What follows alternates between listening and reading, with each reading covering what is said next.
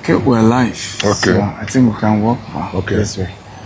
So, guys, this is the first time we're doing this. So we're taking an afternoon walk with Dr. Cosmos, and I was asking a question earlier before I went live about what he thinks young people of our generation or younger generation are missing when it comes to entrepreneurship. By the way, guys, if you can hear me tap, I can hear you, and do your best to share this live with other people. So, sir, what is the thing that young people are missing when it comes to entrepreneurship that your generation had that this generation is missing? You know, Doc Steven, my idea is that the willingness to pay their dues. And that is to say, not to be in a hurry to make money. Yes. And knowing that should be a process, it's not an event. Yes. Okay, so I think quite a number of young people that have witnessed and see their problem is like, I have to make it overnight. I don't want this long story, excess building. Yeah. You know, I want to compete with Elon Musk. Yeah. If I'm not competing with Elon Musk, Elon Musk didn't make money, kobo. You know, all this story of Dr. Madeka. Yeah. But you don't know that, you know, life started like a small seed, a germ in the body. That's who we are. But look at us grown up today, become an adult. Yeah. You know, I looked at my children, I cleaned their bum and said that the respect I have to them, I talk with them as colleagues because they were consistent. Yes. And over a period of time, they have matured. Yeah. So that's be patient to pay the dues. There are quite a number of young people that they will never listen until they burn their finger on a Ponzi scheme. Yeah. Because they want that overnight something. So whatever they have, they never believe. People like us understood that money is managed. I made the first 10,000. My ambition is to make 20. Yeah. I plan, work for it. When it's 20, I wanted it to be 50. Yeah. So you could see it grow in that small processes. Yeah. Because when I said that the first level of money is credibility. Yes. People don't understand it. They think the first level of money is the huge account in your bank. It's that people see you, you done things over a period of time on a consistent basis, and they can track that record. It's not that they see you with all the pile of money, but that you are selling bread. You've been a bread master and people know you from there. That's how you can start selling milk to add to the bread. And anything that relate to privileges that connected, people will show it to you. Before you know it, you already have a business where you will say, if there's no public holiday, this is what my own is in this type of thing. And from there, you can develop to so many other things because you've been able to pay that due and people have known you. But all this overnight killing, searching, many times, 90% of the time, it doesn't work. And even when you work, you can't manage it because the worst growth is artificial growth. Wow. The worst growth is artificial growth. So it has to be organic. It has to be organic. Whether it is food, whether it is anything that grow artificially is death on arrival. Wow. It doesn't last. It doesn't benefit anybody. Wow. So nobody can say, you haven't grown. They stretch you up. You boom, you are not. You can't stay balanced with that. So people should avoid that. I think that's really what my own. Advice.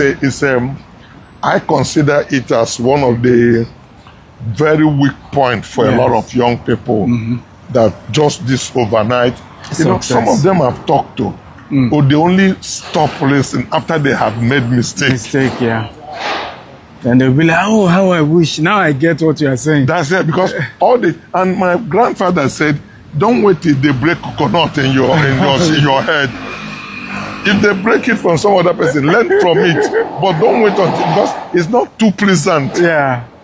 Okay, so and all these people that listen to this, one day somebody's going to tell them story. I am in the Abu Dhabi, I am here. If you just blink this, you put it into our business, and this is who we are going to be. Bara, bara, bara, bara, bara, bara, bara, and all of that. And before the person know it, it's already, burn his finger and make a very serious mistake. You know. Yeah. Powerful. Powerful. For people now, your generation is different in terms of you started with 200 naira and grew it to what it is now. This is a different era. What do you think is the leverage if somebody is young and needs to start small, organic, the way you started? The correct thing is that having that self-conversation. Look, that I'm built for success and I'm going to make success, but I'm going to start somewhere, and then have plans and take a step of faith. Be willing for people to laugh at you. Yes. Because you are going to wumble and squamble. But the real truth is that there's no giving up on you. Yes. But you are there on a consistent level. Yes, because you have no pedigree. Initially, everybody treats you with some level of suspicion, not even giving you any chance at all, because of experience they have had with so many other young people and things like that. But if you continue to show up that, look, I am for real, I am authentic, I am here to stay, I'm not just in this to jump out, because people are not sure whether the next minute you buy a ticket and you are in Canada and they don't see you again and all of that. So there are many people who are not going to give you that chance until they see you after 10 years or 15. But if you are steady, they said, I think this guy is steady. He's not going anywhere. He's real. He meant what he's talking about. He has come to stay. And that's how people begin to give you a chance. And then you do things, and you have reputation. And from there, you are getting more chance, and you are growing. So sometimes it takes as much as 7-8 years. And those are what we call agony time. It's a gestation period that you have put seed on the ground. Many people need to learn about this Chinese bamboo tree, where you plant and for 40 years or so, you are coming to pour water, you don't see anything. That's really faith. That's really act of faith. Like the man who go to buy the body for several years. Every year he still go there. On one day, Jesus met him. Okay, so what happened if he said that year, I've been here every year and the water turn, I never come back. So those are where you keep faith and hope alive all the time. And then till those who are so much in a hurry and give up of themselves or just want easy comforting, you take a paid job and salary for poverty and remain in that medication for the rest of your life, and any day you go out of it, you find out nothing has happened. You haven't gone anywhere. You are living a life of survivor. So you can survive, but the correct instinct is not to survive. The correct instinct is to develop and build knowledge, because that's where your wealth will come from. But if you just follow your instinct, you just feel safe. So you are living a survival life. You have survived, but survival is not really the correct thing. You need to be, find room and be comfortable, and they require planning and patience. So how about people who, as at the time they are listening to conversations like this, by the way, a lot of people have been inspired since you started putting content online. I mean, I meet people like, I follow him online. I've learned so much. And it's been difficult for me now to pass through airport and different places, whether it's in London or anywhere, without getting people, holding my leg to pray and things like that. So So I'm beginning to find a way to disguise for people not to really know it's me. So I've been going through that challenge most recently. I'm guilty of putting you through all this stress. But I feel people needed to hear the message. And but people are listening who say, as at the time I started learning about entrepreneurship, I already have 3 children. I'm married. It's not just easy for me to start business. Sure. So what do you advise such people? Just to do the same thing people like you and I did. It's about perseverance. Okay? You sell, you hawk mobile phone, you SIM card, and all of those things. People sweating. People will be thinking, are you correct? Do you think this is the way they will make money? But some of them need to come a little bit close to you and find out you are not doing the same thing again today. True. I tell people you can start business, just start cutting people's hair. Massage it when you finish it. Yes. You cut hair like no other person had cut hair. But don't cut hair and start trying to buy car from cutting hair. Knowing that this cutting hair is a stepping stone. Yes. So you can have a story to tell. Yes. And then you are not really planning your life about cutting. But if it's making you money, you keep it as a business aside and move into some other thing because you have gotten some capital to take some 7 seconds of risk. Don't shut down that cutting hair. But you will get to a point that you said, no, it doesn't make it anymore. People will always cut hair, but this is the limit that will ever come out of it. So I'm scaling up now into something. But you can tell a story. I started from cutting hair. But true. people just don't want to tell that story. They started from small. They want to look like the big bang, something catastrophic happened, then they are swimming in money. Blow. So and that's why some wait forever. They never really go out to do anything because they are not willing to be able to tell a story how they start. They just want they just want to make it overnight. It doesn't happen like that. Experience never taught me that. I'm not saying some people have not made it that way, but there are very few of them, and at the end of the day, when you make that kind of money, you cannot manage it because you have not explained how you were able to make it. True. I make statements that people don't like when I said, if you see any man that own money and they can't show you those fact level where he get it, that he stole it. Some people told me that everything I said was beautiful, but I should not say that the person stole the money. I said, then tell me what it is. Exactly. How did he get the money then? What is money? Money is an exchange for a value. So the real thing you need to do is refine your skill. Be creative.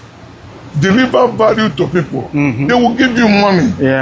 So, but you can't tell me you own money and there's nothing you did that those money just come. Man, I become scared of you.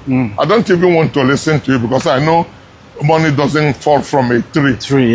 So and that's the reality about it. But if you're on something on a very consistent basis, like everything you do in the world, the day you learn to drive bicycle, you will be falling. But if you fall, you get up again, you drive. Over a period of time, you can close your eyes and drive bicycle. It's already in your system. It doesn't have. So, what it has perseverance on a constant level, and you are doing something, you are believing in it, you are getting better at it. You are sharpening your skill and effort on it. And then people begin to say you are a man of value, and there you begin to manage. And part of the thing you need to know is that if you are really call yourself entrepreneur, your number one skill is ability to manage money, to deploy resources in a more, knowing that it's depletable, it's not in plenty supply, and can easily be used up. So that skill to manage it, God created a man to be a manager. There's motivation for nothing grew, nothing developed until managers were there to be able to. So he took the man and said, address the garden and put it in order. He's a manager. So manager. What's your advice for those who have started the entrepreneurship, but things happen along the line they didn't plan for, and they're having to, maybe the product got bad without their plan, they are getting a lot of backlash. How do they manage, first mentally, internally, that I didn't do anything wrong, then how to also manage it with the customers? You know, we call it PR crisis. How do entrepreneurs manage that? I think that's where the major problem is, you know, because sometimes the worst thing that happens to a man or a woman is to live in denial. Yes. Where you are not willing to own up your areas of mistake. So how do you improve? You know, you admit, I boggled this, I didn't do it well. Yes. But I've learned from it. But you don't just be despaired, throw your hands on the air and say the world has come to an end because things went wrong. Yeah. That's why we said that sometimes you need to get worse before it get better. I started business, I have plans. People are not willing to accept their vulnerability and human rights. Yes. I did. I met the first money. I started living. These are the young boys. It's a syndrome to young people. Yes. You think because that first money that came, the money is going to come like that. You start squandering the money and planning like that. Before you know it, you run out of cash. Yeah. And landlord will kick you out of your house. But those things are not the end. It's for you to learn, so that it helps you to manage. So I've also been in a position where people laughed at me, where landlord kicked me out of home. Yes. These are the best university you can go, because nobody, no teaching anybody gave you will give you all of those things. It's better experience than to explain.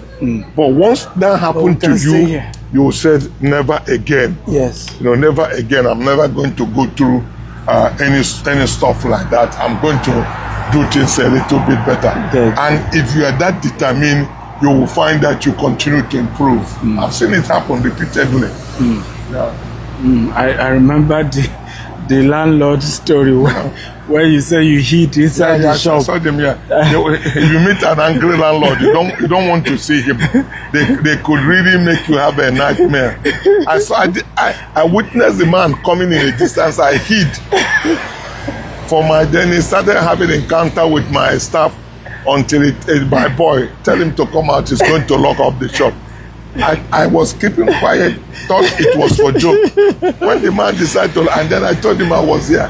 He didn't change his mind. He didn't laugh. He still pulled me out and locked up the place.